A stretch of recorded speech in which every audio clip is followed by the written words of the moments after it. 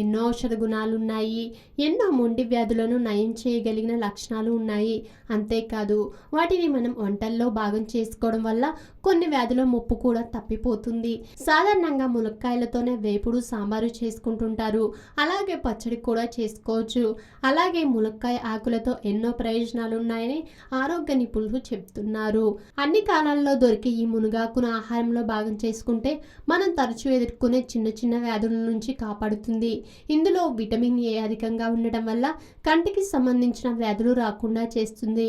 బరువు లావు తగ్గాలనుకునే వారికి మునగాకు బాగా ఉపయోగపడుతుంది.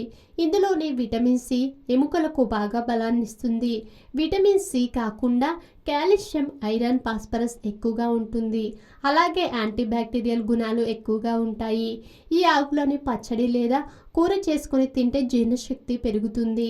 అలాగే మధుమేహం, రక్తపోటును అదుపులో ఉంచుతుంది. అయితే ఇన్ని ఔషధ గుణాలున్న మునగాకు పచ్చడి ఎలా చేయాలో తెలుసుకుందాం.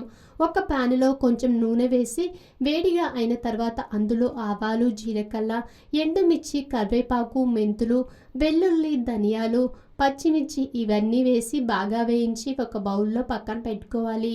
ఆ తర్వాత 2 కప్పుల మునగాకుకు అదే ప్యాన్లో కొంచెం నూనె వేసి పచ్చివాసన పోయే వరకు వేయించి పక్కన పెట్టుకోవాలి. మిక్సీ జారులో ముందు వేయించిన దినుసులన్నీ వేసి మిక్సీ పట్టి ఆ తర్వాత మునగాకు కూడా వేసి మెత్తగా రుబ్బుకోవాలి. ఇలా రుబ్బుకున్న పచ్చడిని గిన్నెలోకి తీసుకొని పక్కన పెట్టుకోవాలి. మరొక ప్యాన్లో కొంచెం నూనె వేసి వేడయ్యాక అందులో ఆవాలు, జీలకర్ర, కరివేపాకు, ఎండుమిర్చి వేసి తాలింపు పెట్టి రుబ్బుకున్న పచ్చడి అందులో వేసి కలిపి దించేయాలి. ఇలా చేసిన పచ్చడిని తింటే అద్భుతమైన ఆరోగ్య ప్రయోజనాలు కలుగుతాయి.